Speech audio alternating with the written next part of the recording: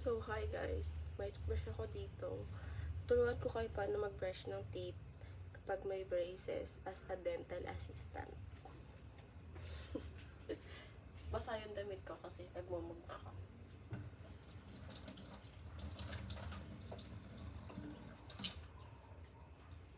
So, wala akong mapatungan. So, ganito.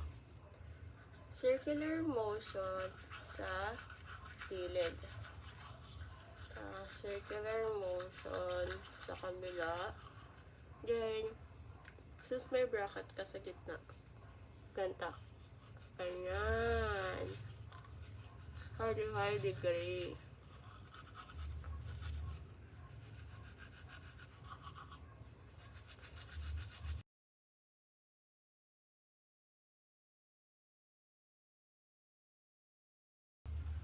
Sa yung mataas. Then,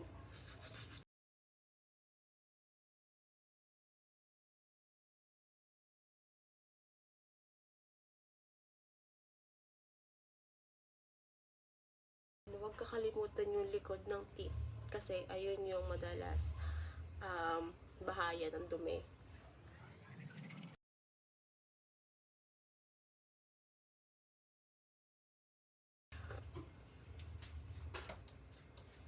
"45 degree."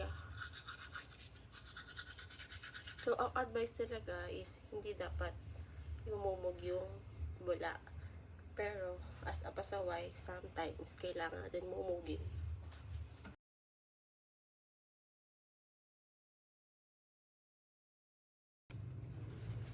Now, tapos na ako mag-brush. Ngayon, mag-interdental brush naman tayo ng teeth. So, hindi naman syempre, pag nagbabrush ka ng ngipin, hindi naman lahat nakukuha ng brush since may bracket nang nakaharang. That's why kailangan natin ng interdental brush. You can see that.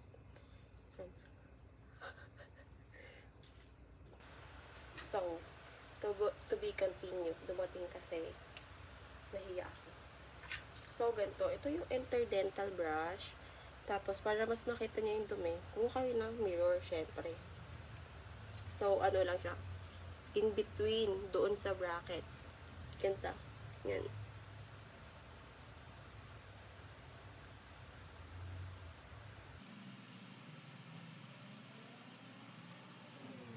Ganun. Ganun lang siya. So, sa gitna, kung saan hindi napapasukan ng brush. Yan, ganyan. Yan. So, lahat-lahat yan, ha? Kasi, ayaw nyo madalas magka-tartar.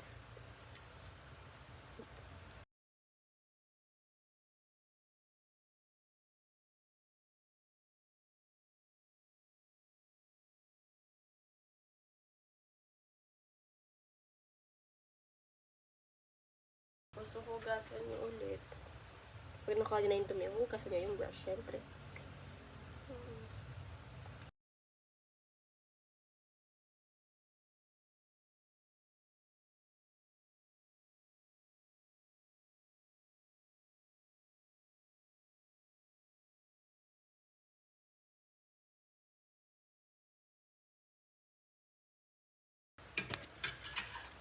So, alam ko hindi nyo maitatanong, pero itong interdental brush na to is convenient talaga. Nabili ko lang to sa Daiso, Japan.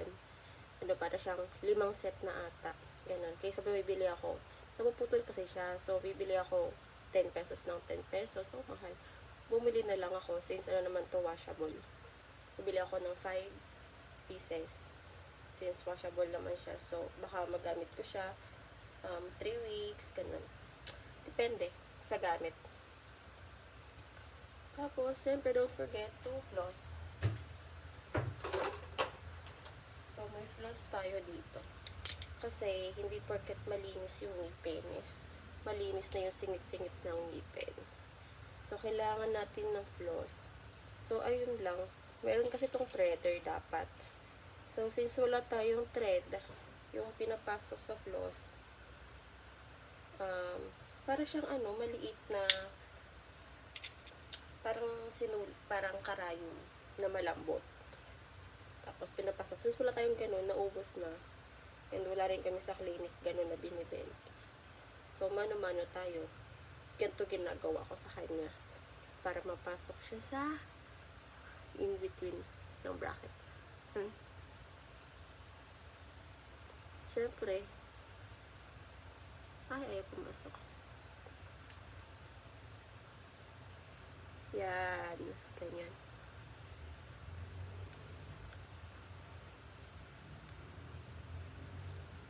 Kailangan nyo siya i-floss kasi hindi porket na-brush nyo ng maigi.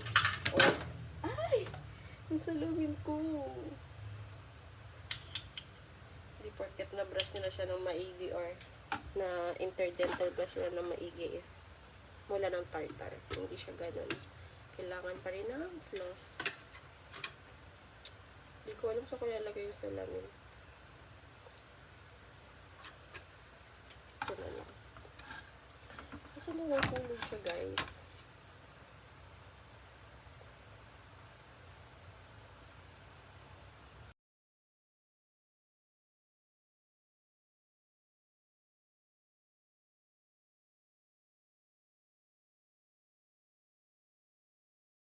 Sobrang importante ng floss ha, kasi yung mga singit-singit na dumi, pag tumatagal, di ba yung tartar tumitigas. So, para mawala siya, kailangan nyo talaga mag-floss. Kasi, though, maayos yung ngipin nyo sa harap, sa likod, maayos. Pero kung sa singit nyo may cavity, mabubulok pa rin. So, pwedeng kahantungan sa bunot, ganyan, or pasta.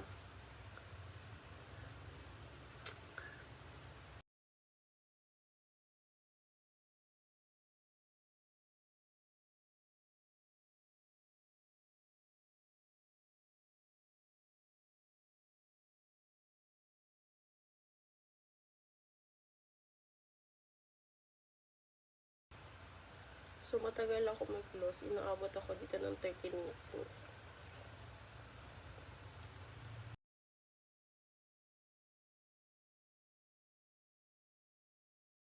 Wala akong maayos na cam. Kasi sa tablet ako sa iPad ako video. Kasi yung cellphone ko, charging.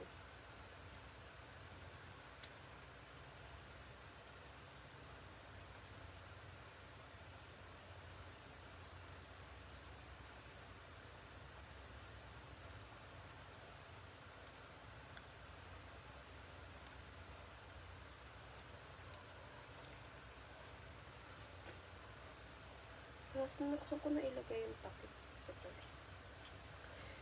Hulog ng salamin ko. Mahal-mahal pa naman. Hirap-hirap. Pagawa ng salamin. Tapos, pag na-floss nyo na lahat, don't forget yung gilid. So, meron pa kasi akong ngipin na hindi nilalagyan ng bracket sa dula. So, since hindi ko nilalagyan ng bracket, kaya ko na siya i-floss gamit yung daliri lang.